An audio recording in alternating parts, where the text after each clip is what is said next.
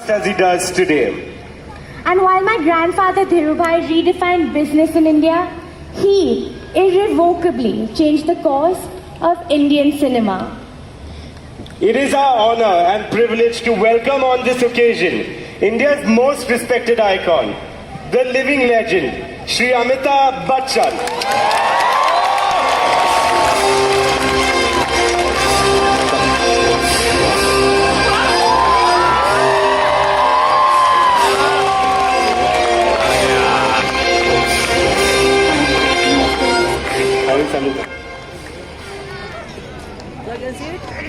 Yes.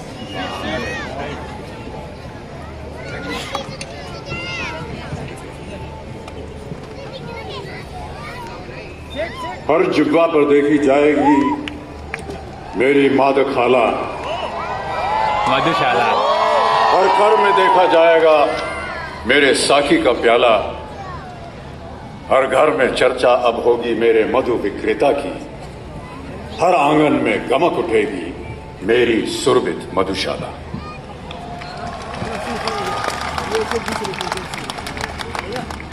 I see a work of art in everything I see. I see aesthetics in the way a dignified life carries itself. I hear a rhythmic composition in the voice of every genuine effort. And then I look within and I search and I ask, what indeed is the raw material of this extraordinary passion for life? What is the driving force which propels this motivation to change historical customs, or rather, what inspires one to compose an all-new epic? What is the dignity?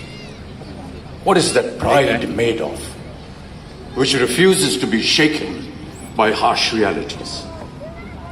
What are the virtues of a person whose invincible sense of life defines traditional wisdom? What should I call him who embodies such a winning spirit? I call him Dhirubhai Ambani. And rightly so, with due admiration and due reasons. Dhirubhai was not a beneficiary of the wealth which was acquired by many during our independence of 1947. Dhirubhai had no such luxury. Where the measure of the credibility and value of a business or a business association is judged by the number of generational years the individual or business has been involved in, Dhirubhai had no such luxury. He was not the third or fourth or fifth generation businessman. He was the first generation, a first generation that grew to be the first. That is the rarity of the man I call Dhirubhai Ambani. A company, a venture, an organization, or even an economic territory can be driven by visions, missions, and the discipline of structured systems. But I believe individuals who make all that happen are driven by nothing but their own sentiments and their own convictions. An individual who has only his own convictions to trust and rely upon, and then goes on to touch the lives of every citizen in the country for the better, all in a single lifetime, is an individual who is first and foremost fully convinced of his own sentiments. Such an individual I call Dhirubhai Ambani. In an essay on nationalism, Gurudev Rabindranath Tagore had written that a nation, in the sense of the political and economic union of a people, is that aspect which a whole population assumes when organized for a mechanical purpose. A society as such has no ulterior purpose. It is an end in itself. This is what he said. Long before calling ourselves a political and economic nation, we have always been a human society. We are a civilization. Our history is not about the rise and fall of kingdoms.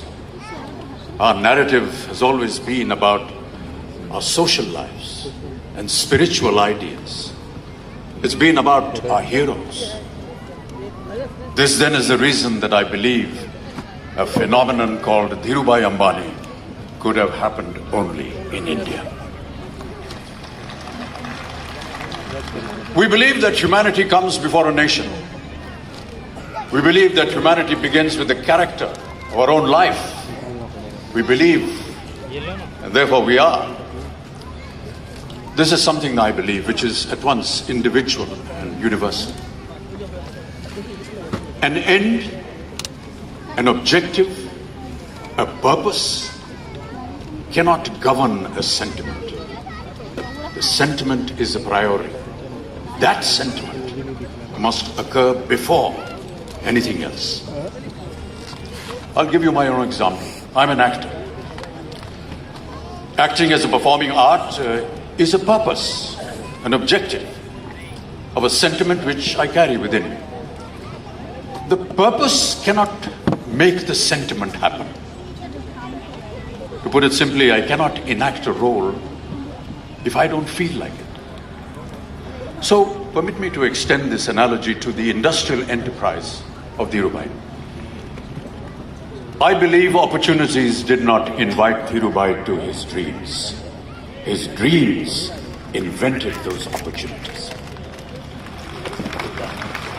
The virtues, the skills, and the acumen of performing can come with those opportunities. But a dream comes with neither the know-how nor the opportunity. It comes all alone, with nothing but itself to offer.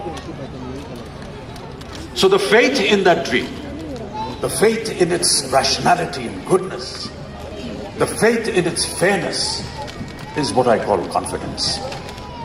This confidence, ladies and gentlemen, is not a white paper. It is not an abstract. It is there right before us.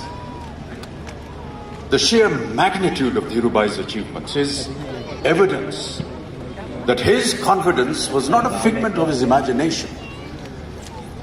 His confidence was not only grounded in the reality surrounding him, but also it did not prey on precedents. His confidence did not cannibalize existing philosophies. On the contrary, his confidence constructed an all-new reality in its wake. Ladies and gentlemen, philosophy is not a code of conduct. Philosophy is not a metaphysical view of life. Philosophy is our relationship with reality, our relationship with the nature of existence. Dhirubhai changed the object of that equation and left the subject to us. He changed the nature of existence and left the philosophy for us to decide. And that is the hallmark of a real leader, a leader with an extraordinary dream which simply refuses to go away. Sentiments, I feel, save a dream. Sentiments save a dream. A dream cannot be planned. It just occurs. We do not choose our dreams, the dream chooses us. And the only thing which can hold it long enough till it materializes is its sentiment. Especially when the path required to dream, to realize, has to be constructed from scratch. The choices one makes, not as a leader, nor as a director, as the owner of that sentiment, are not choices which can comply with any status quo. Those choices are neither for challenging the prevailing standards, nor for changing them.